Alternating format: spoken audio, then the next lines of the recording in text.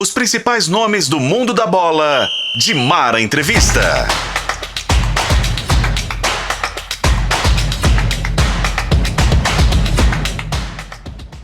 Olá para você que está acompanhando o de Mara Entrevista, muito bom tê-lo com a gente aí nas plataformas digitais de O Tempo, na FM O Tempo, no canal O Tempo, enfim, você encontra a gente em todas essas plataformas que o Tempo proporciona para você. E claro, lembrando sempre, no final de semana, depois do jogo da rodada, você também acompanha na FM O Tempo. Agradecer a audiência, a gente está muito feliz mesmo, com as mensagens, com o carinho, com todo mundo que está acompanhando, né? E que acompanha durante a semana, quando a gente fica mostrando pedacinhos do programa e depois, claro, quando o programa vai ao ar. Lembrando sempre que de forma inédita, toda sexta-feira, a partir de 6 da tarde, ele já está à sua disposição nas plataformas digitais de O Tempo.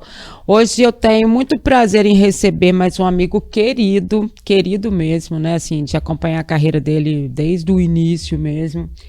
E ver ele se transformar, né, do garoto no homem jogador, no impetuoso, no carinhoso, num brincalhão, num cara que, sem dúvida nenhuma, todo mundo que teve a chance de conviver com ele sabe tudo isso que ele é, né, de caráter, de pessoa, de gente boa, né, de como ele é bom pro grupo, né, e tudo mais. Eu tenho muito prazer em apresentar hoje Rui Cabeção, tá aqui com a gente hoje. Se a gente falar só Rui, ninguém dá conta, né? Tem que ser Rui Cabeção, né? Como diz, de Mara ou Di, né? Pra gente é Di, né? Pra gente é Di. Esses dias eu pensei bastante, né? E eu tinha que vir aqui. Eu tô meio distante, sabe? Dessas questões de entrevistas, como você falou, impetuoso. Você é muito educada e carinhosa comigo, você pode falar polêmico mesmo, mas a minha mãe sempre puxou minha orelha falando: meu filho, você pode falar a verdade, mas de forma diferente, né? Porque às vezes a gente falar a verdade, principalmente dentro do futebol, incomoda bastante. Mas a palavra que eu vou sintetizar de estar aqui hoje é gratidão, né? Você já matou a charada, você me viu criança, você me viu começando, você viu as minhas lutas, você conheceu os meus pais, né? Então eu tô aqui hoje para poder pagar uma dívida e te agradecer por tudo, todo o carinho desses quase 20 anos dentro do futebol profissional. E você pode ter certeza que eu não vou falar que é a última, né? Mas hoje em dia eu tô bastante resistente para dar entrevistas, ainda mais com a minha nova profissão, né? Então eu sou muito grato pelo convite e muito feliz de estar aqui hoje. Ah, mas ele é assim, todo carinhoso, né? Porque o polêmica dele, assim, né? Nem sempre... É difícil, às vezes, pra gente aceitar determinadas situações, né, Rui? E, às vezes, alguns engolem, outros não, né? Então, faz parte da história da gente mesmo. Mas eu acho que no mundo do futebol você é inesquecível, né? Os anos, a forma como tudo aconteceu na sua vida, na sua carreira, as pessoas que você teve a chance, né? Os treinadores, enfim, tudo que aconteceu, você vai ser sempre inesquecível para todo mundo, né? Você vai no torcedor do América, que é onde o Rui foi revelado, né? No América, nesse trabalho fantástico que o América faz com a base, né? E a gente sempre alerta, tem que continuar fazendo. O América é um time, um clube revelador. Nesse trabalho fantástico que o América faz, o Rui foi revelado por lá, né? E aí você tem esse carinho enorme por esse time, né? Acho que todo mundo tem, né? O América é uma coisa, a gente fica lá, tô sempre, por favor, não cai, né? É um trabalho tão bonito que eles estão fazendo, né? A história minha com a América também é uma história interessante, né? Na verdade, eu sou de Belo Horizonte, realmente. Minha mãe é de Reacima, depois de Nova Lima. Meu pai criado ali na área da Pampulha. E eu comecei no futsal. E o América sempre demonstrou um interesse muito grande em contar com o meu futebol, né? Eu participei dos campeonatos de várzea espalhados aí por Belo Horizonte, todas essas comunidades aí, campos de terra, eu joguei. E na época em que eu fui convidado pelo América, eu cursava o Cefet. Eu tinha passado no Cefet, fazia mecânica. E o diretor na época era o Ronaldo Malar. Sim. E ele falou: Rui, nós queremos contar com você, mas meu pai resistiu bastante, né? Porque ele sabe que se virar um jogador profissional de futebol Isso em 1999, bem remunerado ainda, para conquistar sua independência financeira não é fácil. Então ele não abria a mão dos estudos e depois que eu passei numa escola federal, aí que ele ficou feliz da vida. O Ronaldo teve toda a paciência, a América acabou constituindo um time B, era o 7 de setembro na época, a América tinha 2 categorias, Isso. e eu fiquei um ano apenas jogando pelo 7 de setembro. Nem eu não treinava, só jogava. Foi quando eu fui muito bem no Campeonato Mineiro, no outro ano, na transição, né? Hoje eles falam transição, a gente falava mudança de categoria. Eles falaram, você tem que decidir. Então a diretoria da América foi lá em casa, sentou com meu pai e com minha mãe. Na época era o Dr. Ronaldo Malatti, tinha o seu Mosquito lá. Sei. E o treinador na época do juvenil era o Marcílio e da categoria acima era o Ricardo Drubski. Drubski. E o Ricardo Drubski, por exemplo, que veio a ser meu treinador, né, daquele time campeão da Taça São Paulo, ele foi meu primeiro treinador de futebol de salão. Ele foi meu treinador quando eu tinha 5 anos de idade. Futebol de salão, verdade. Então ele foi meu treinador com 5 anos de idade. Grande amigo, pessoa maravilhosa, ele é né? sensacional. Aí no outro ano, sentamos numa mesa, papai e mamãe, e papai daquele jeito, bronco dele, Dr. Ronaldo, Paulinho, nós queremos contar com o Rui leva jeito. Ele não, tudo dele era não. Não, mamãe com 1,49m, bateu na mesa. Paulinho, o Rui vai jogar bola assim. Aí eu falei, nossa, além de jogar bola, eu acabei com um casamento aqui agora. E deu tudo certo. Saí do Cefet, papai tentou uma transferência pro curso, né, do período da noite, não deu certo. Eu fui para outra escola municipal, pro Marconi, e fui seguindo. Já logo que eu peguei o 2º ano de juvenil, o Ricardo Drubski foi lá e me pinçou.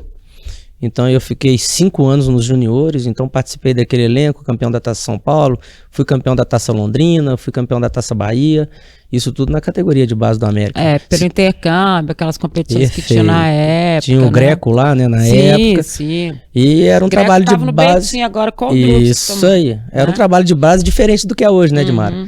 Antigamente, realmente, eles preservavam, né, e buscavam a formação do jogador. Não os títulos, né? Eles eram consequência, né? Tá vendo? Nossa sinergia é muito grande, eu ia falar isso agora. Hoje em dia não é formação de jogadores. Hoje em dia é exportação de jogadores. Verdade. Que é diferente de formação de jogadores. E o reflexo é lá em cima na Copa do Mundo. Que a gente já não é campeão do mundo. Porque antigamente a gente tinha jogadores bons de bola, bons profissionais, que eram referências em todos os clubes na Europa. Os melhores jogadores da Europa estavam na seleção brasileira. Os jogadores brasileiros que estavam na Europa eram referências no time na Europa. Hoje em dia não. Hoje em dia eles compõem elenco. Então é por isso que a gente não é mais campeão do mundo. É verdade. E o próprio Alex, né, nosso amigo e tal, esses dias ele até postou uma coisa sobre isso, né, falando que não é isso, né? A gente não tem que ficar buscando os títulos e tal, não é esse o momento, né? É o momento da adaptação do garoto, né? Do treinador dele, ver se ele é naquela posição mesmo, é a dele, né? Você mesmo jogou de meia, de lateral, todas, você jogou de todos, só de goleiro que não. Isso aí. Mas no recreativo você ficava no gol, às vezes, né? Às vezes sim, né? Às vezes sim. Então, e ele tá falando exatamente disso, né? Que isso tá tirando muito daquela história que a gente tinha do futebol arte mesmo, né? Ele foi embora, porque os caras hoje, o treinador da base, ele já é super pressionado em busca de títulos. Se não for assim, ele é mandado embora. Né? Então, obviamente, ele vai passar isso para os meninos. Então, você não tem tempo de olhar o menino dessa forma, né? Perfeito. E acho que isso pode ser realmente um dos grandes problemas que você tem hoje, de apontar quem são os jogadores brasileiros. Que jogador brasileiro que você acha que vai concorrer a melhor do mundo? Aí o pessoal grita, não, porque o Vini não está entre os 5, não, o Vini não está entre os 10. Ué?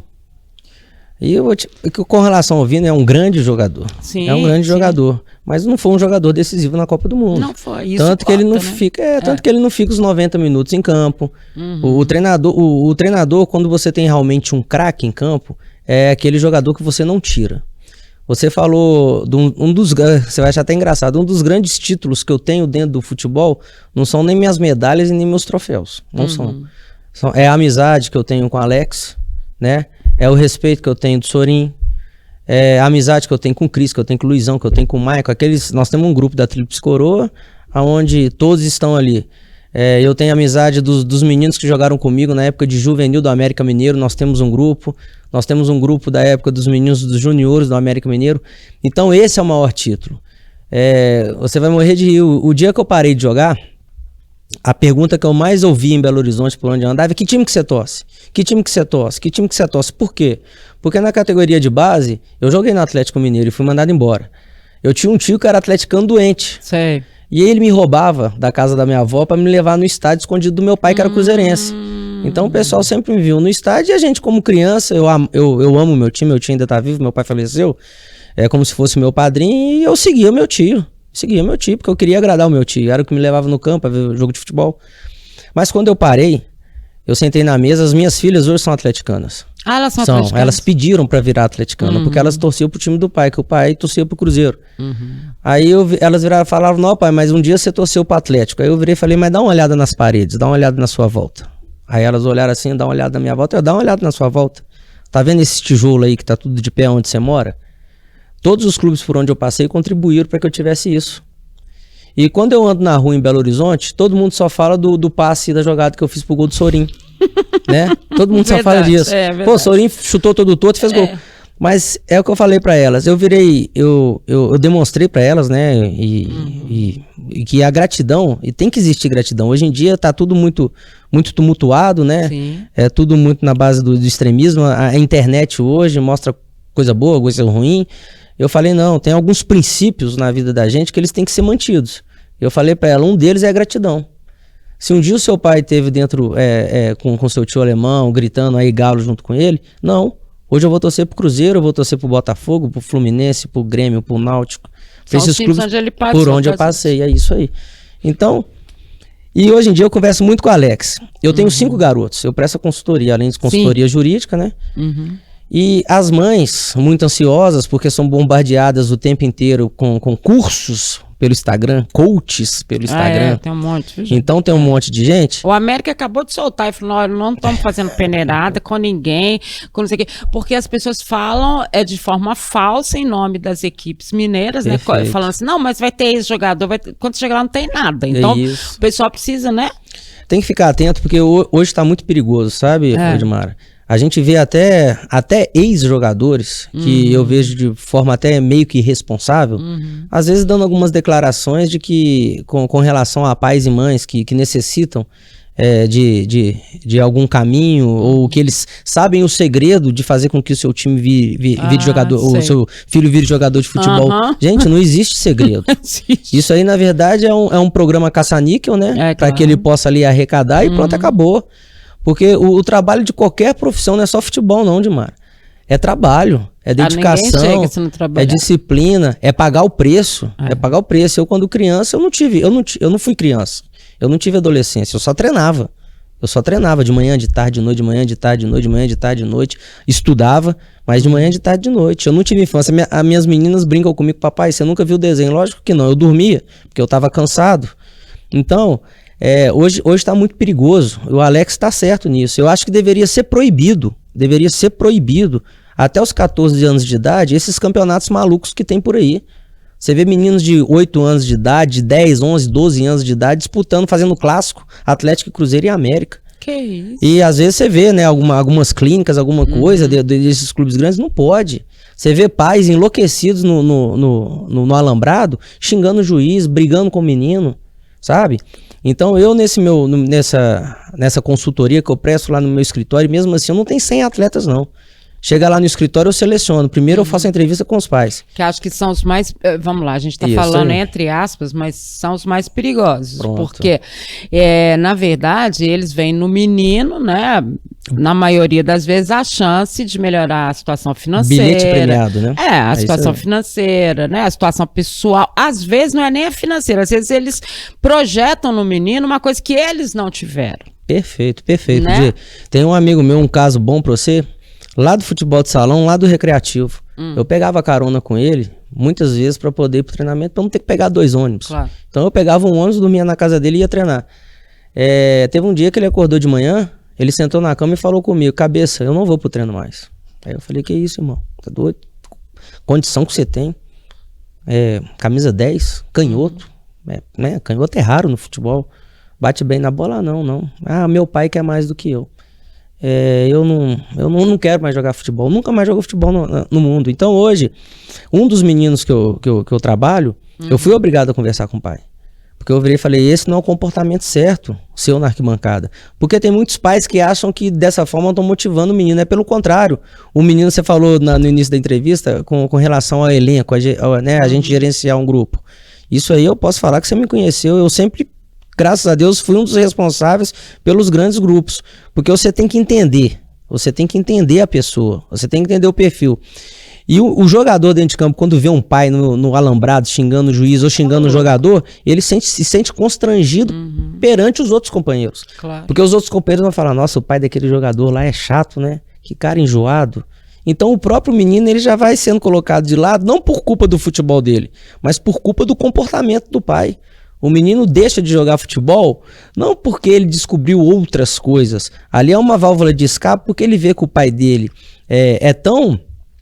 desestruturado emocionalmente, né? Ou então tá querendo realizar um sonho que ele teve no próprio filho, que o filho desiste de jogar. Então, o futebol hoje gira muito dinheiro, né? Sim. É uma indústria, não é futebol apenas, hoje é uma indústria. Então, a gente tem que tomar certos cuidados a partir dessa idade. Porque grandes jogadores, eles estão sendo perdidos dentro dessa faixa de 10, 12, 14 anos. Porque o menino, na hora que chega com 15 anos, a pressão já é tão grande em cima dele que ele fica desse jeito. Ele já não tem o prazer de jogar futebol. Não. Ele se sente acanhado de poder demonstrar uma criatividade que tinha aos 10 anos, aos 15, ele já se sente meio que tolhido por isso. Então, isso é uma discussão que eu tenho muito com o Alex, que a gente conversa bastante. Através das redes sociais, um normalmente curte os posts do outro e a gente comenta no particular. É isso, até 12. Porque o Alex fala assim, divirta-se. Isso aí. Isso pra qualquer coisa que a gente vai fazer.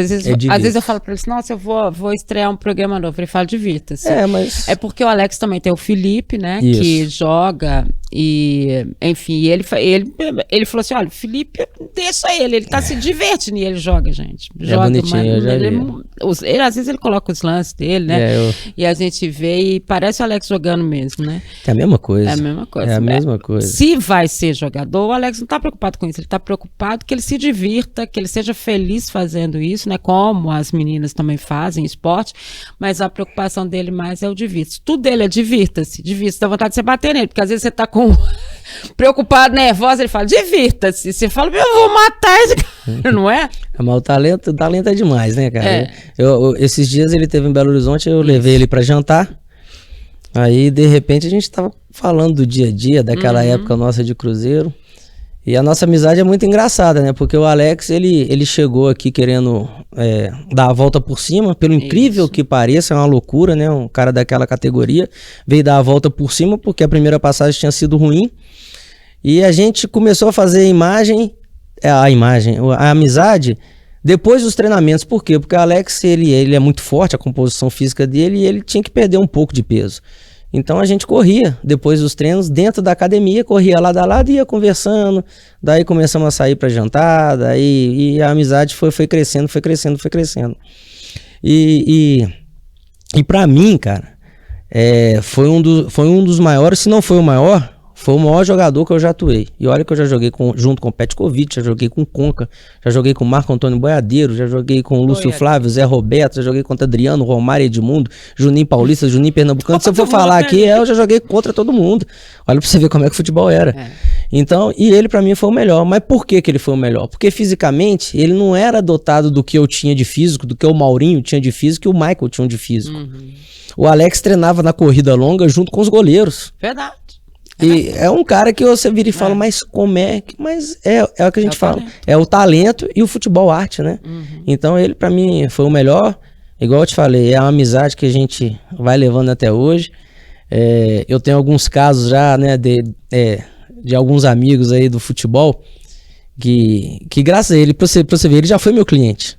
Ele já foi meu cliente, o Alex. Já foi? Já logo que eu cheguei no escritório, eu ofereci pra ele um produto. E olha que bacana, eu mandei pra ele toda a documentação, tudo direitinho. Ele virou e falou assim, cabeça, não vou nem ler. Aí eu virei e falei, ué, você não vai nem ler? Aí ele falou, não vou ler não. Já que é você, eu confio em você. Ele tem isso, de confiar. Ele é amigo, ele é amigo. Também se ele não for amigo, você tá perdido. Isso, e como os outros. Os outros hoje, que às vezes eu dou alguma consultoria, às vezes eu já tenho algumas ações lá no escritório, de ex-jogadores, né? E na hora que eu coloco o contrato na mesa, Odmar, pra mim é a melhor coisa que eu tenho. Que eu tenho até hoje. Ah, não, cabeça, eu não vou ler esses papéis, não. Aí eu falo, você não vai ler, não? Aí eu falo, você tá assinando desse jeito com todo mundo? Aí fala, não, cabeça, se é com você, eu só vou assinar. Então, isso pra mim é a melhor coisa que fica, Odmar. Eu tô no escritório hoje que tem 32 anos de serviços prestados dentro da advocacia. Eu cheguei no escritório no primeiro dia, eu já tive em outros escritórios, mas no primeiro dia que eu cheguei no escritório, o pessoal já abriu a caixa preta do escritório toda pra mim. Eu tive acesso a todos os processos, a tudo. Mas isso devido ao quê? É porque o que falam de mim, dentro do mundo do futebol, que é um mundo esquisito, dessa questão, né, que você falou aí, do caráter, não é nem caráter, é o que é certo, né, é o que é certo, né? Top. Entendeu? Aí tô lá. Então, são essas coisas do futebol e que eu tento fazer hoje, Odmar. Eu vim aqui hoje, igual eu já te falei no início do programa, por gratidão a você. Eu não tenho, igual você falou, você tem que ter alegria. Eu tenho alegria hoje de estar aqui, porque eu vim aqui hoje porque eu quis.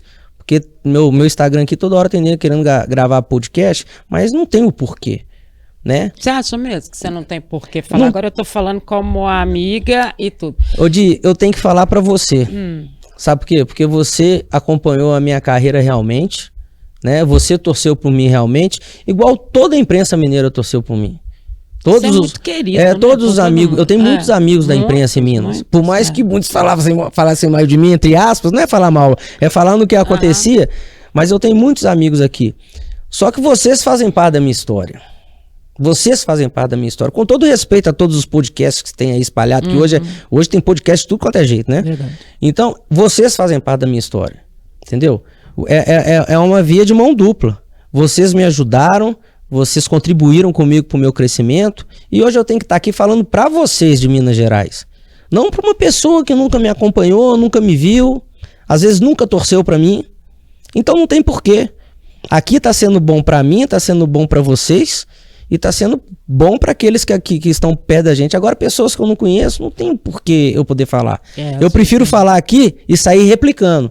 Igual eu tô te falando, igual eu te falei, do perigo hoje, do que é oferecido nesses Instagrams, essa captação desenfreada com relação a meninos menores de idade, né? Ah, tudo bem, é uma questão de costume, é uma questão cultural do país. Não é, gente. Não pode ser. São seres humanos, são crianças, e ninguém tá preocupado com isso, entendeu? Então, é por isso que eu vim aqui hoje. Principalmente, a gente sabe do seu alcance, do carinho que todos têm por você, dos jogadores que aqui já passaram, né? Então isso aí demonstra muito. Então eu vim aqui justamente para poder usar desse espaço. Eu não tô ganhando nada com isso. Diferentemente do que tem hoje no Instagram. É verdade. Tem muitas pessoas que estão captando para poder ganhar. Aqui não, aqui eu tô chamando a atenção para ver se eu posso ajudar muitos pais, igual eu já venho ajudando, que são 5. Eu poderia ter 100. Porque todo dia chega menino que não, eu quero ter 5, porque desses 5 se 2 virarem profissional e os outros 3 virarem seres humanos, e eu não ver nenhum jogador de futebol passando dificuldade, eu já tô satisfeito, é isso aí. Igual a gente vê, e são muitos, infelizmente. Né? Isso aí nem se fala, né, assim, lógico que a gente tenta, na medida do possível, ajudar, mas não dá pra ajudar tanta gente. E é outra covardia do futebol, às vezes você vê as pessoas falando assim, não, fulano, olha pra você ver, tá trabalhando não sei de quê, tá trabalhando de não sei de quê, tem até que tomar cuidado pra poder falar, pra não desmerecer de nada mais, porque todo mundo vê o jogador de futebol como milionário. Odi, eu tenho hoje, devido ao meu marketing natural, essa cabeça gigantesca, eu tenho hoje um nome muito mais forte do que eu ganhei financeiramente. Entendeu? A minha imagem hoje é muito mais forte do que... Ela é muito mais cara, né? Muito mais cara, e isso do que eu ganhei financeiramente no futebol. Não que eu não tenha sido bem remunerado, fui muito bem remunerado. Sim. Porque hoje em dia todo mundo só acha que o jogador é bem remunerado se ganhar acima de 500 mil. Não. 100 mil reais é muito dinheiro, gente. É muito bem remunerado. É muito bem remunerado. E hoje a gente vê esses clubes todos quebrados. A gente vê jogadores hoje que nem a camisa da seleção brasileira vestiram. E que já ganham 300, 400, 500, 600 mil reais por mês. É lógico que existe uma legislação que não defende tanto os clubes com relação a isso. Mas isso tem que ser pensado. Porque antigamente, na minha época, eu ganhava 398 reais por mês de salário no América. No início. E marcavam uma dupla de ataque chamada Marques e Guilherme. E o salário, só Marques e Guilherme. Só Marques e Guilherme. E o salário deles era acima de 100 mil reais era muito dinheiro. E na época era muito dinheiro. Muito dinheiro. Hoje, se eu fosse transformar o que eu tinha de salário, eu até falo com a minha esposa, meu salário ia girar ali pelos clubes por onde eu passei, era entre 500, 800 mil reais por mês. Se fosse hoje. Gente, se fosse hoje, era um ano de contrato. Sabe, todos eles falam, né? Porque foi muito rápido que mudou, né? Eu até falo mesmo com o pessoal o seguinte, o último grande campeonato que a gente teve aqui, mesmo com todo mundo por aqui, foi o de 2003, que o Cruzeiro ganhou. Porque aí você tinha Kaká, você tinha um monte de... Todo mundo estava aqui, o próprio Alex estava aqui, enfim, todo mundo. Depois disso, gente, se você pegar os times, as escalações do time de 2003, né, do campeonato de 2003, você vai ver que não, é completamente diferente do que a gente vê hoje. Né? Hoje você olha e fala assim, meu Deus. A qualidade técnica é um absurdo, né? Em 99, quando eu assumi, eu fui jogar uma vez contra o Vasco em São Januário, tinha Felipe, o canhoto aparecendo, o maestro, o meio de campo você tinha Juninho Pernambucano, você tinha Pedrinho, você tinha Edmundo, na frente você tinha Edmundo e Romário, entendeu? Você ia jogar contra o Flamengo, você tinha Petkovic, você tinha Adriano, você ia jogar esse time do Atlético Mineiro mesmo, de 99, tinha Gilberto Silva no meio de campo, Marques e Guilherme no ataque, Robert, aí você ia pro Cruzeiro, Fábio Júnior, Valdo, Miller. Ô, gente, aí você ia jogar contra a Ponte Preta, tinha um camisa 10 espetacular. Hoje em dia, com o máximo de respeito, mas aí nós temos que dividir responsabilidades também, tá? Com o máximo de respeito, isso aí é problema de formação. Isso é problema de formação. Nas minhas redes sociais eu fico batendo o tempo inteiro. Eu acho que o futebol ele tem lugar para todo mundo. Mas na linha de frente, quando eu falo de linha de frente é o pessoal de campo.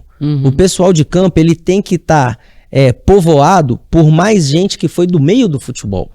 Isso eu quero dizer. O que eu quero dizer com isso? Existem os acadêmicos são muito bem-vindos.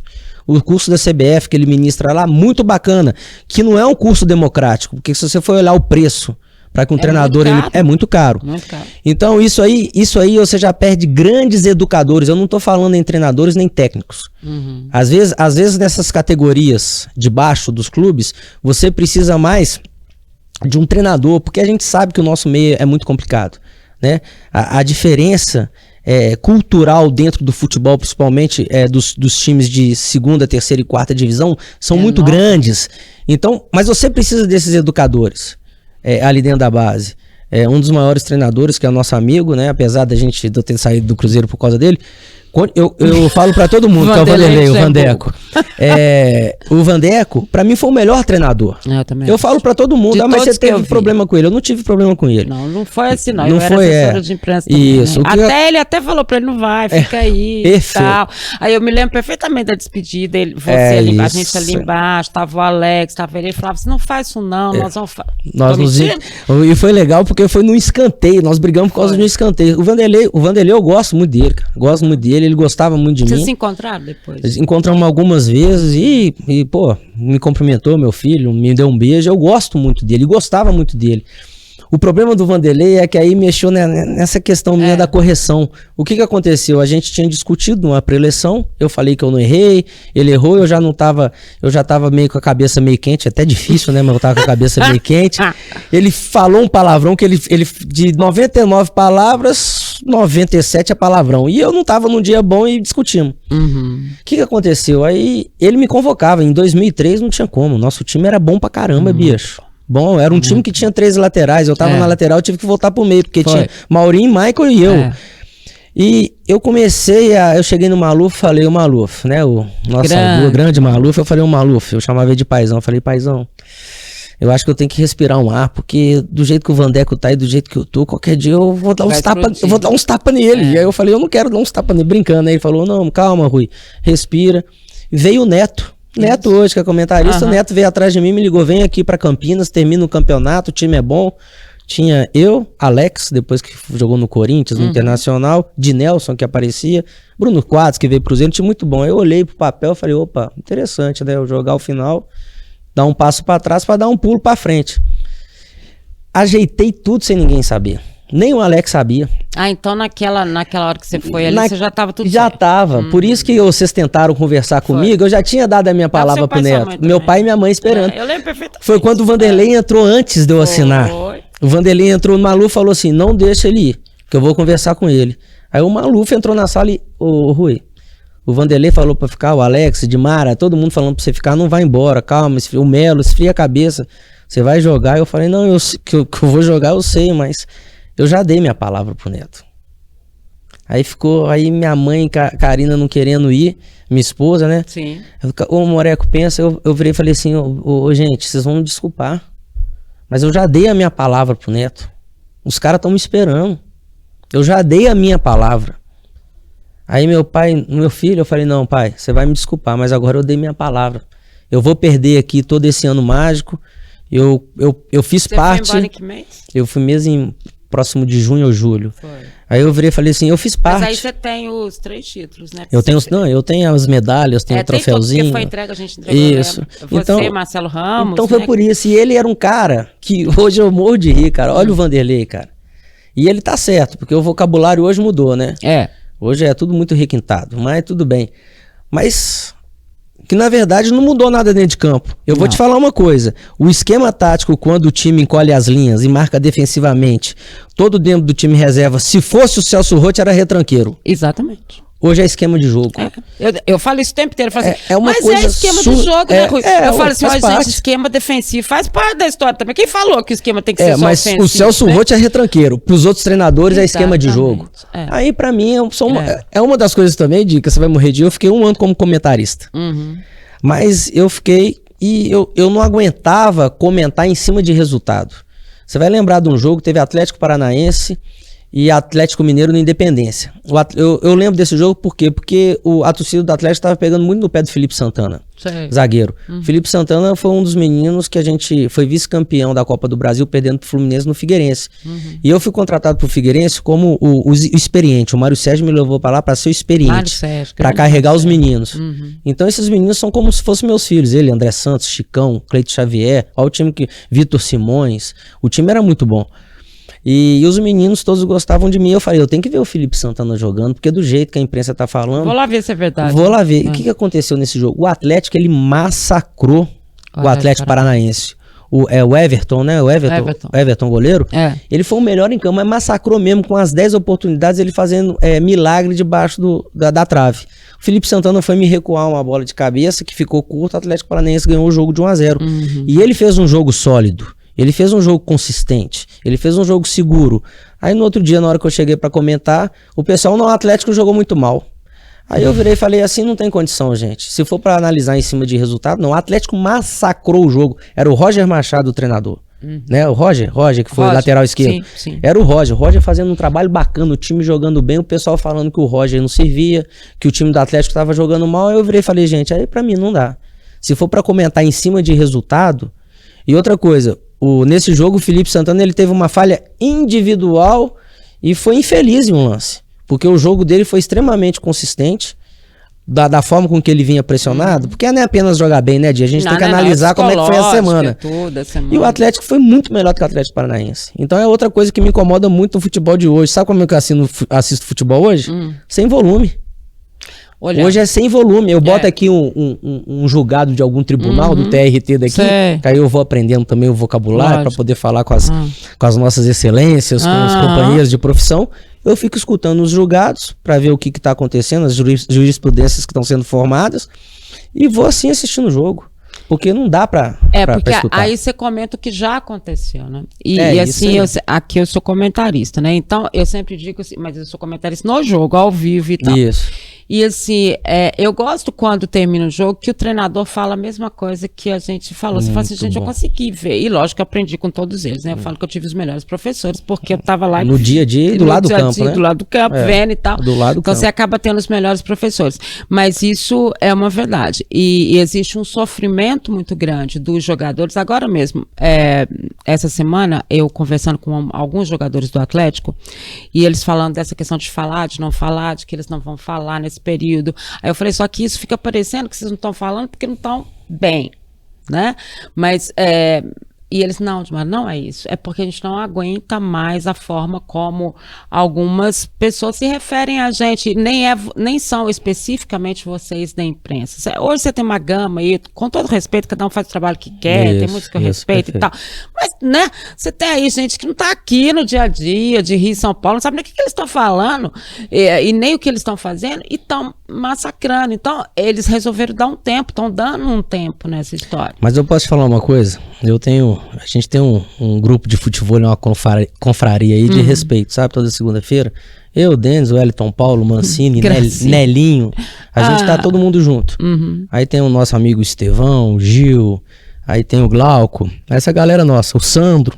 Só gente boa, né? O Sarará tá lá com a gente. E com relação ao time do Atlético, eu acho que, como a gente fala, os jogadores chegam um certo momento que os jogadores realmente têm que se posicionar, eles têm que fazer isso. Eu já fiz isso uma vez na minha vida. Eu vou te contar, no Brasiliense, o presidente do Brasiliense, ele é totalmente, né, um cara diferente, né? Bem e ele foi e colocou seguranças atrás da gente para poder seguir os jogadores que estavam saindo à noite. Aí teve uma vez que tava eu e Karina jantando, junto com a Costa que jogou no Náutico, jogou no Corinthians, aí tava o Adrianinho, que jogou na Ponte Preta, com a família e com os parentes. E você podia publicar essas fotos, ele publicava no site. E tinha uma mesa redonda lá no Distrito Federal, e eles começaram a falar que os jogadores estavam na noite, não sei o que. Na noite com a esposa, que os eu filhos, fui lá pra frente, você me conhece, eu falei, vocês vão me desculpar, eu não sei de onde, qual foi a fonte. Eu, minha esposa, os jogadores com as esposas e com os filhos, a gente tava jantando, nada mais do que normal, né? Porque o jogador também é um ser humano qualquer. E depois disso eu fiquei 8 meses sem conversar com todo mundo. Porque eu achei uma falta de respeito da forma com que foi colocado. O Atlético, eu já te falo mais. Eu acho que o futebol, as responsabilidades, elas têm que ser divididas, tá? A gente, no caso do Atlético, a gente só vê jogador do Atlético falando. E não só no Atlético, no Cruzeiro, às vezes no América. Às vezes é necessário o diretor de futebol dar a cara. O diretor de futebol, ele é feito para isso. Ele é a ligação, né? E ele é isso. E antes das contratações serem feitas, principalmente com relação ao Atlético Mineiro, você não viu ninguém aparecendo para poder falar. Não. Ficou tudo nas costas dos jogadores. E outra coisa, não é defendendo o Atlético não, mas o Atlético caiu muito de rendimento devido ao piso que ele estava jogando. Ao gramado. Vê se a coisa não coincide. O Atlético, caso Gramado Mineirão, tá, gente? Perfeito, caso Gramado Mineirão. Então o Atlético, ele perdeu muito rendimento por causa disso, porque é um time extremamente técnico, gente.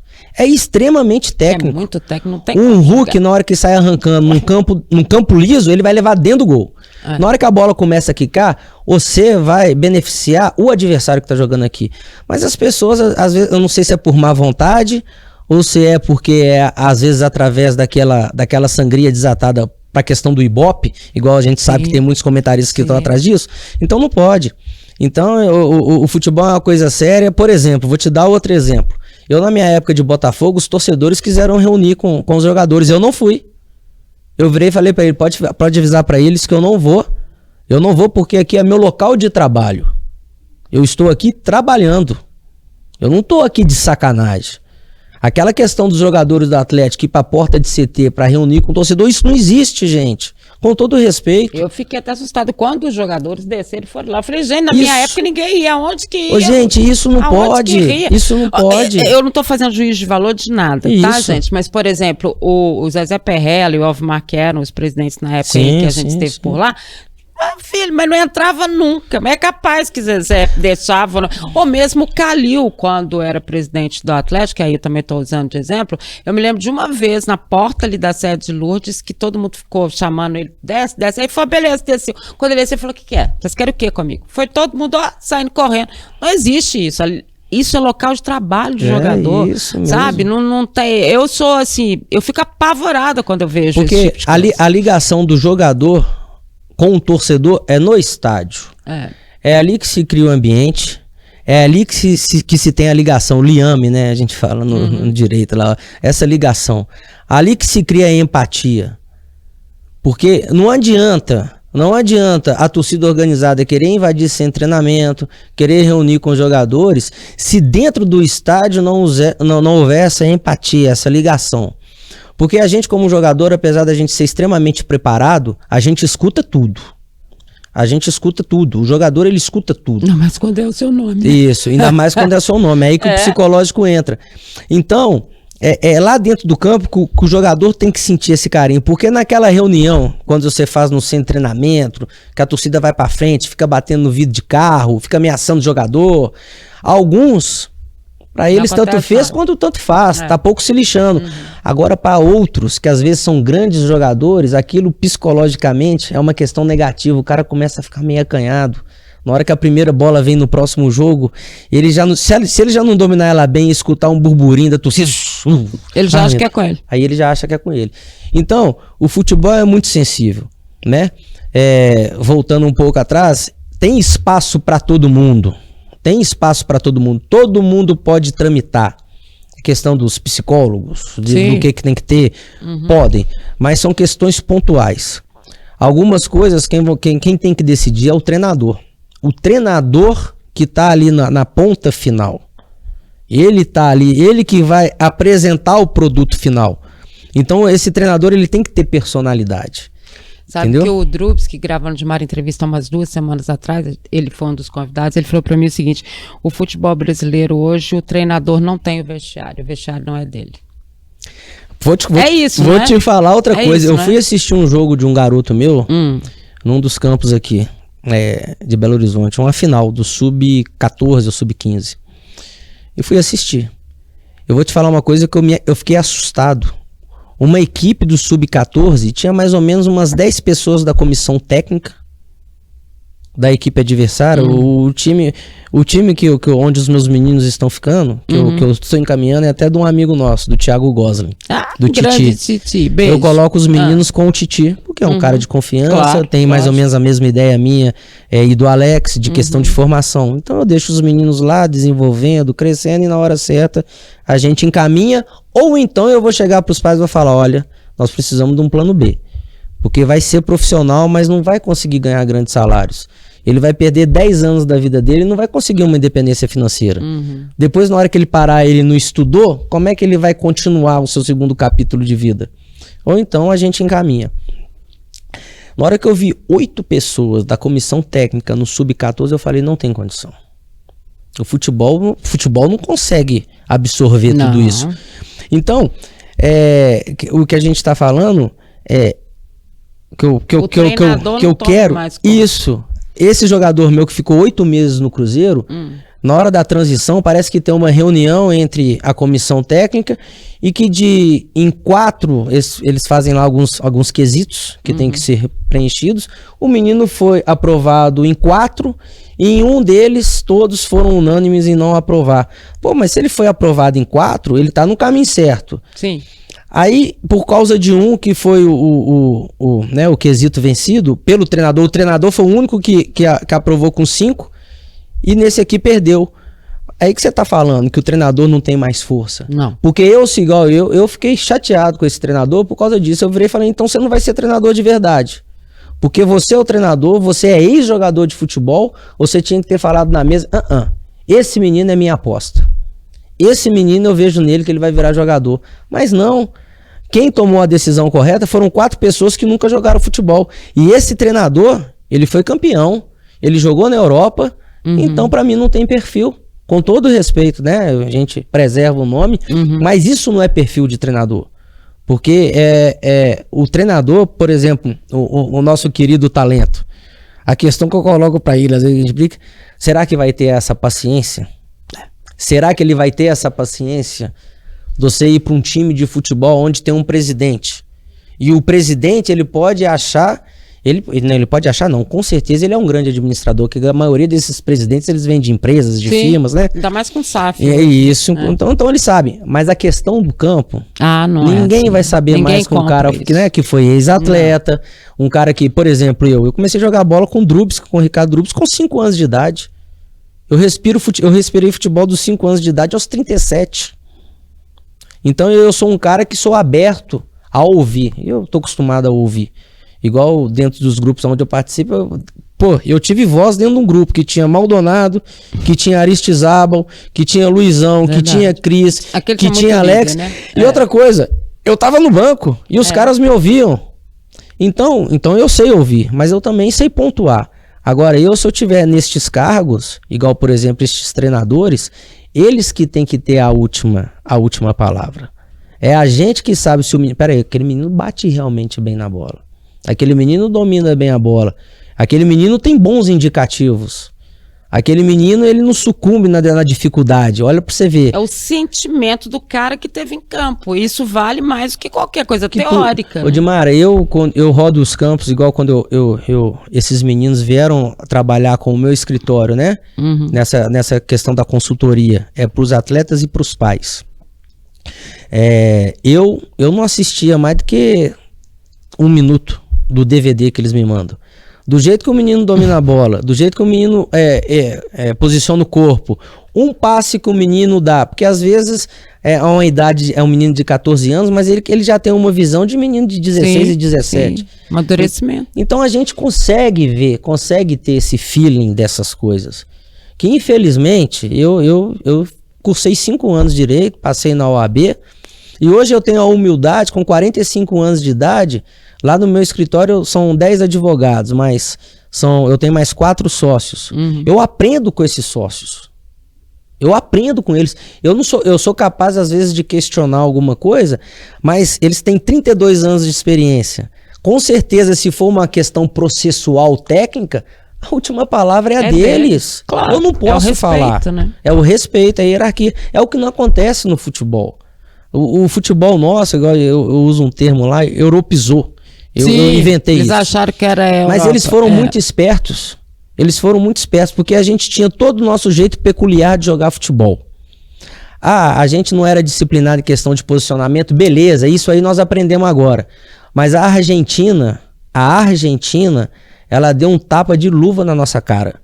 Porque eu não canso de falar, o Messi, em qualquer time onde o Messi joga, ele não tem obrigação de marcar. Nenhum. É no mínimo recompor. Sim. Aqui no Brasil nós queremos pegar os nossos craques e colocar os nossos craques para marcar. Não. Os outros jogadores têm que pegar o rabo, colocar entre as pernas e entender. E ter a humildade de entender. Nós temos que jogar em função daquele cara. Porque se a gente fizer aquele cara jogar, eu que sou um bom jogador, eu vou virar um grande jogador. E é assim que é feito os grandes times.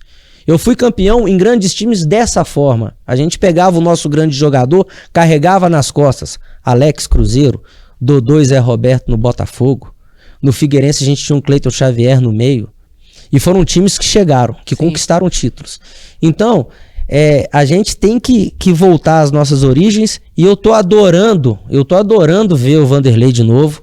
Adorando, tô amando. Agora ele tá melhor. Né? É engraçado, ele tá melhor. Ele porque ele é igual o jogador, né? Ele teve uma época dele, uma aura dele, que ele tava igual um pavãozinho, né? Tá. Inchado, entendeu? E ele se perdeu, e agora ele viu que ele se perdeu. E agora ele voltou, o Vanderlei, que ele eu acho ele no Corinthians bem a cara do Vanderlei. Se divertindo, dando dura, se divertindo, o Alex, se divertindo e dando dura, entendeu? E tem o próprio Filipão voltando agora. Tem uma certa resistência, tem. Gente, mas nós temos que respeitar esses caras. Pelo amor de Deus, olha tudo que eles ganharam. É o mínimo. E outra coisa, né, Rui? Hoje eles estão competindo aqui nesse Campeonato Brasileiro com uma margem muito maior de treinadores estrangeiros. Não temos ninguém, né? Vamos ser sinceros, quem é que você aponta do Brasil? E outra coisa, olha uma coisa que você falou. Número grande de estrangeiros. Que nada contra, tá, gente? Nada contra. Futebol é pra estar mas aqui. Que estão acostumados a jogar desse estilo europeu, forma europeia de se formar. E sendo que o Filipão, Vanderlei Luxemburgo, o Diniz, esses jogadores brasileiros, eles estão tendo que se reinventar, porque antigamente a gente tinha jogadores extraordinários, nós não temos jogadores extraordinários mais. Por mais que todos sejam muito bem remunerados, são muito bem remunerados, hoje quase popstar, mas não são grandes jogadores assim de nível de Zico, de Pelé. O próprio Neymar é um grande jogador. Sim. Podemos colocar aqui na mesa os questionamentos. O Neymar foi um sucesso? Foi um sucesso. Questão midiática, questão de valores contratuais. Mas aí eu vou do lado do jogador. Pela qualidade técnica que o Neymar tem. Era pra ele estar brigando com Cristiano Ronaldo e Messi. Isso aí é uma coisa que ficou, né? Passou. Mas ele se diverte assim. Eu até postei na minha rede social isso aqui. Ele tá satisfeito com isso. Mas é uma postura que eu, como consultor E agora eu vou até ir um pouco mais além. É uma postura que ele é um menino carismático, né? Muito, Parece muito. que entre os amigos é uma postura. Ele Sim, deveria as pegar o pessoas falam microfone. bem, Isso. é. Sabe o que ele tinha que falar? Ele tinha que vir aqui, moçada, deixa eu falar uma coisa pra vocês. Realmente eu sou diferente. Eu tenho uma forma de jogar, né, brasileira, realmente. Muitos me taxam como craque ou diferente, mas não me acompanhem na minha forma de agir extra-campo. Porque isso atrapalha a nossa formação hoje. Eu fui assistir um jogo, um monte de menino com aquelas bolsas estilo jogador europeu, com caixa de som. Ah, sim, ele Isso- só sai, né? Ele sai com fone, pra não falar com você. O cara nem passou, né? Não sei na onde. Obrigado, passa com aquilo, fala assim, eu Dimara. falo assim, uai, mas quem é essa Isso pessoa? é uma questão né? pedagógica, É. sabe? Porque esses meninos, eles estão em formação. Por exemplo, eu tenho um jogador que tem um cabelo grande, eu já fiz ele cortar. Eu tenho um jogador que pintou o cabelo de branco. Eu liguei pra mãe dele e falei, pelo amor de Deus, se vocês quiserem continuar trabalhando comigo, manda ele pintar esse cabelo de preto. Entendeu? Agora ele fez uma tatuagem. Mas é tudo invertido. Eu falo pra vocês, não, pera aí. Primeiro vocês têm que virar profissional. Primeiro vocês têm que ser campeão. Pra aí sim você faz uma tatuagem. Aí você pinta o cabelo do jeito que você quiser. Hoje tá tudo ao contrário. Você vai ver esses meninos da categoria de base, que os clubes ficam na mão de alguns Sim, agentes, sim. de alguns grupos de investidores, porque é ali que eles podem conseguir uma boa venda e tentar tapar um pouco do buraco, do rombo que eles fizeram aí durante anos. Mas são jogadores que você fala, vai ser vendido, mas não vai ter vida longa. A gente sabe. Esse atleta meu mesmo, no time que ele jogou contra, tinha um menino que é seleção brasileira, Dimar. Seleção brasileira. Eu olhei pro menino e falei, muito bom jogador, escalado em posição errada, Sei. porque é o craque do time ele não pode jogar limitado a uma beirada do campo, deixa ele solto movimentando no campo, mas beleza, aí é do treinador, são os acadêmicos. Mas a postura dele já é preocupante. Você vê que é um menino um pouco mais empolgado, ele sabe da condição Ele que sabe tem, que ele já é mas melhor a e, né? condição que ele tem nessa categoria. Foi Ele que não eu- sabe o que ele vai ser. Foi que eu falei pra ele. Eu falei, você tem uma condição, o meu atleta, eu falei, você tem uma condição de crescimento. Você está em crescente. E a sua postura é muito melhor do que a dele. Você tem tudo pra não se perder nesse caminho, porque tem uma família boa. Porque por enquanto, graças a Deus, nós estamos caminhando, você tá me escutando. Mas ele ali, ele tem uma possibilidade grande de se perder no caminho. Então não é aquele exemplo que você tem que seguir. Então é essa questão pedagógica, sabe? Então, algumas posturas existentes do futebol brasileiro extra-campo e dentro do próprio campo, nós não tivemos muito crescimento. A verdade é essa, por mais isso é verdade. que a galera Não fala, nós não mudou. tivemos. Não mudou. E a Argentina nos deu um tapa na cara, porque foi para uma Copa do Mundo, fez uma reformulação, o seu melhor jogador, já com a idade avançada, todos jogando em função dele, e ele se divertindo em campo. E foi o que ele fez. E foi o que ele fez, ele acabando com qualquer linha, com qualquer esquema tático, porque estava descansado. Ele é o diferente. E eu espero que o seu programa, que atinge aí gente pra danar, escute aí na CBF, o treinador da CBF. Não faça isso, comece a mudar. O Diniz tá tendo uma chance mágica na mão, porque ele é o único treinador que contrataria o Ganso. Também acho. Ele foi o único treinador que colocou o Ganso pra jogar. Eu, desde o início, eu queria muito, eu gosto da forma dele jogar, da ação dele em campo, do tipo que é, mas a questão é, qual é o apoio mesmo que ele vai ter? Porque a gente sabe que a CBF é muito política, né? O problema é esse. Ah, porque agora vai ser fulano, vai ser... Ô, gente, né? Assim, cada vez que se fala o nome, a gente vê que a seleção vai ficar cada vez mais longe da gente mesmo, né? Já está, né? A gente já não tem Não é essa... a mesma coisa, sabe? Não é a tem. mesma coisa. Por mais que eles tentem, não é a mesma coisa da galera realmente ir pra rua, da galera mesmo esperar os jogos da seleção. Hoje a gente vai mais por obrigação, porque as minhas filhas curtem bastante Copa do Mundo. A Luísa, que é a mais velha, e a Sofia, elas ficam esperando, que elas gostam de botar a camisa da seleção. Eu acho que é mais pela bagunça da família, que a minha família junta. Mas elas não têm noção de como ficava a Savassi, ficava Afonso Pena aqui pra gente, entendeu? A gente até que jogava, eu ia às vezes. Então, tá cada dia mais distante. E a seleção... eu tenho uma fórmula, por isso que eu não posso vir aqui, que eu dou ideia pros outros e muitas pessoas pegam. Mas aqui tá gravado. Eu acho que a seleção, ela tem, num certo período que antecede a Copa do Mundo, deveriam ter duas seleções. Uma seleção nacional, para jogos de amistoso e uma internacional. Até um certo período você iria intercalando. Sabe por quê? A gente tem que dar a possibilidade dos jogadores que estão no Brasil acreditar realmente que vão para a seleção brasileira. E aqueles caras que estão às vezes lá acomodados na Europa, ver que aqui no Brasil tá parecendo um jogador bom. Não pode ser isso, um jogador de gente que só joga fora. O volante do Fluminense, que joga no Fluminense, me fugiu, André, se eu não me engano. O André, que sustenta o Ganso, o Recife, que sustentava o Alex. Esse menino, ele tem que estar numa seleção brasileira, tem que ter uma oportunidade de seleção brasileira, né? Acho até que o Fernando Diniz tinha vantagem, mas como que convoca, né? Mas Porque é isso que eu tô te falando do político. Aí distancia a gente. Aí você vê toda a seleção, né, que a última convocação, e você olha e fala assim, beleza, que bom, né, assim, mudou um pouquinho, que tem o Bento, o goleiro do Atlético Paranaense. Interessante, né? Não muda nada, né? Mas aí a culpa dele...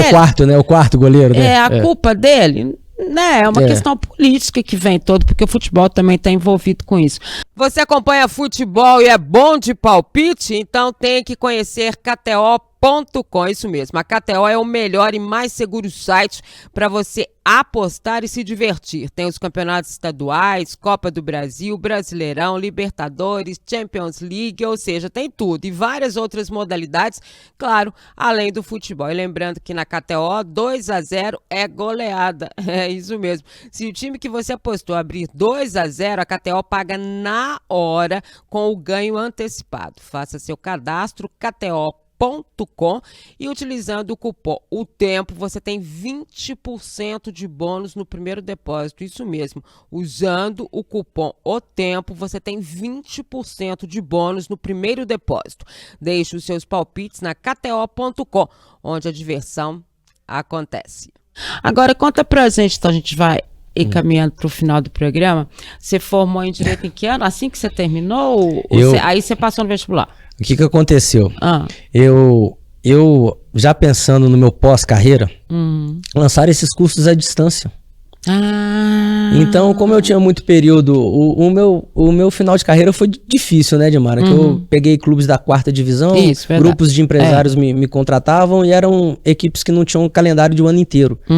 Mas só que justamente por essa linha minha de tanto ser jogador e ter essa visão meio que empresarial, influência, teve um dos clubes onde eu fui no Rio Grande do Norte, que o cara me deu 3 anos de contrato para eu poder encerrar a carreira e começar a constituir com ele um projeto. Mas as coisas lá, a gente sabe como é que o mundo do futebol, olha que loucura, esse cara, ele era estrangeiro, a Polícia Federal entrou dentro do negócio dele e era um estelionatário já procurado, olha que loucura o futebol, isso.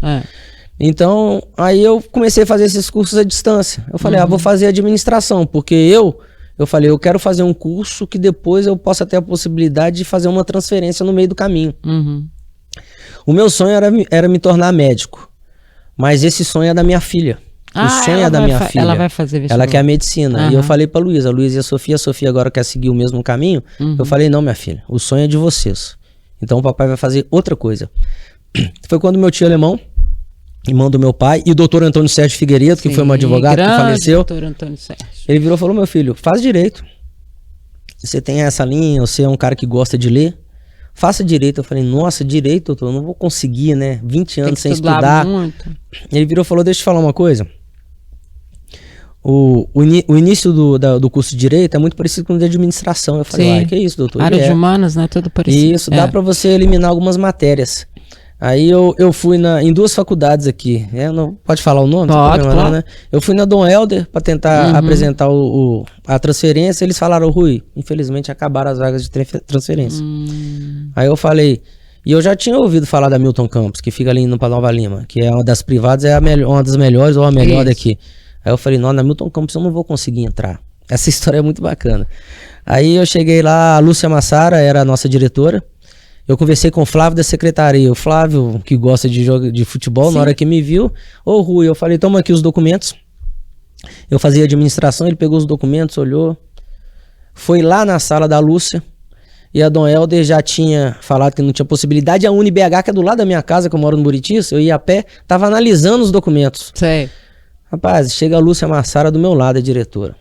Né? Uma advogada até respeitadíssima. Ela chega do meu lado, ô Rui, tudo bom? Eu sou a diretora. Tem como você fazer uma redação pra mim? Aí eu olhei pra ela assim, eu falei, a outra que acha que o jogador é burro, né? Aí eu olhei pra ela, eu falei, uai, a diretora, tem sim. Aí ela falou, eu falei, mas sobre qual tema? Ela virou falar sobre o tema que você quiser. Eu só preciso que você faça uma redação pra mim, que sua documentação tá ótima, a gente aceita, mas faça uma redação pra mim, por favor. Eu falei, sem problema nenhum. Aí na hora que eu sentei lá com a folha, eu olhei assim... Na hora. Na hora. Eu falei, gente, e agora? Aí você fica até que meio que intimidado, 20 anos. Aí o que eu fiz, Odi? Eu contei a minha história. Olha, que lindo. Eu joguei pro papel a minha história, de um jogador de futebol, fui contando... aí contei do falecimento do meu pai, das dificuldades, eu sou o único homem da casa e nem por isso eu sucumbi, né? Porque pouca gente sabe, né? Meu pai ficou internado 6 meses entre a vida e a morte e eu nunca me melindrei. Você acompanhou as questões minhas do Cruzeiro, né? Que eu acabei ficando sumido aí, muito próximo e abraçado com a depressão, mas eu fui pra dentro de campo e fui campeão carioca, com meu pai morrendo no hospital e minha mãe junto com ele. Contei disso. No final eu contei que, né, das minhas filhas, que são os meus maiores prêmios, meus títulos, minha mãe, minha irmã, minha esposa e a nossa funcionária que está com a gente quase 10 anos, que são as minhas mulheres hoje, é só eu de homem. E que no final esse garoto, ele queria realizar mais um sonho. Eu fui falando do garoto. E que esse garoto, que hoje é homem, é quem escreve. Aí falei que eu queria virar advogado. Aí foi essa redação que eu fiz. E passou. Aí ela virou e falou, aí demorou um pouco, fui conversando com ela falou, ô Flávio, ô Rui, seja muito bem-vindo a Milton Campos. Aí foi outra loucura, porque eu falei, não me aceita não, que eu não consigo, só tem professor bom aqui. No primeiro dia de aula, a aula era de filosofia do professor DK. Aí eu sentei lá no fundo, o cara falava, quando o cara ia falando de filosofia, eu ia escorregando na cadeira assim. Mas eu escorregando, que eu ia falando, gente, eu não vou conseguir não, eu sou burro mesmo. Acho que o pessoal não tá errado não, porque 20 anos, aí eu de boné, e ele não reclamou. Na segunda aula foi foi aula de constitucional, professora Mônica, primeira coisa que ela faz na sala de aula, ela... Ô garoto, eu já gostei do garoto, eu gostei, né? Eu era mais velho. Bom, né? Ela, tira o boné, por favor. Eu falei, não. Eu falei, não quero tirar o boné, né? Que eu quero que ninguém saiba que eu tô aqui, escondidinho. Na última fileira, na hora que eu tirei o boné, já tava os meninos do lado. Gente, é o Rui. Gente, é o Cabeção. Era tudo cruzeirense, que viraram meus amigos. Sei. Então foi assim que começou tudo. Fiquei lá, 5 anos. Primeira prova da OAB. Não fiz cursinho, não fiz nada. Saí da faculdade, fiz a prova da OAB. Foi uma das piores provas que a OAB já aplicou da história. Da história. Nível de dificuldade. De dificuldade e de erros também. As que foram anuladas eu não pude aproveitar. Fiquei por 1 ponto. 1 ponto. Aí eu falei, só acontece comigo. Então vamos embora. Voltei a estudar de novo. Na lei seca, todo dia lá no meu escritório. Né, no meu escritório mesmo, que eu tenho uma sala no Buritis. De manhã, de tarde, de noite, não tinha domingo. Eu falei, vou passar. Passei na segunda etapa, na prova fechada, e na prova aberta passei também. Então na segunda oportunidade passei. Advogando realmente há 2 anos. Tem 2 anos que eu estou nesse escritório, né? No meu escritório, Bozon Bastos Abreu. 32 anos de experiência. Nós temos hoje o nosso chefe máximo, o senhor Bozon, Hegel Bozon, ex-desembargador. E eu fiquei muito resistente de ir pro escritório também, que eu fiquei com vergonha. Eu falei, um ex-desembargador deve ser cheio de pompa, né? Deve ficar lá no alto, já sabe mais que tudo, né? Aqui nada, igual a gente. O dia que você for lá, se você for tomar um café com a gente lá, gente como a gente, virei fã. 2 anos aí a gente caminhando bem. Eu sou o homem de confiança dos jogadores nessa área trabalhista. Eles são os meus homens de confiança, os que estão me ensinando tudo. Eles me ensinam tudo. Então você, o seu... É direito esportivo. Qualquer parte. Na verdade, Odi, o meu direito é o empresarial. Por exemplo, hoje eu tive uma reunião na parte da manhã, um amigo, ele tem um lote ali no Barreiro. Sei. E eu acabo conhecendo vários construtores, né? Conhecendo vários corretores. E eu sou esse homem de confiança deste cliente na questão contratual. Então, tipo assim, se você tem um problema tributário, eu estudei com 2 grandes professores, que são hoje os meus parceiros e sócios. Eu falo se fosse trabalhista é comigo aqui, mas no tributário eu também tenho. No criminal eu tenho. Você vai encaminhando. Então eu encaminho e como eu sou seu homem de confiança, por isso que eu virei advogado, porque eu posso participar, eu estarei dentro dos processos. Entendi. Eu sei tudo o que acontece dentro do processo. Então aí que está o meu diferencial. Por que eu não quis ser nem intermediário e nem um agente? Porque se eu fosse intermediário e agente, eu não poderia acionar a justiça em qualquer questão. Eu não poderia, até que da FIFA você pode ir dentro da Câmara, mas a CNRD, questão de intermediário.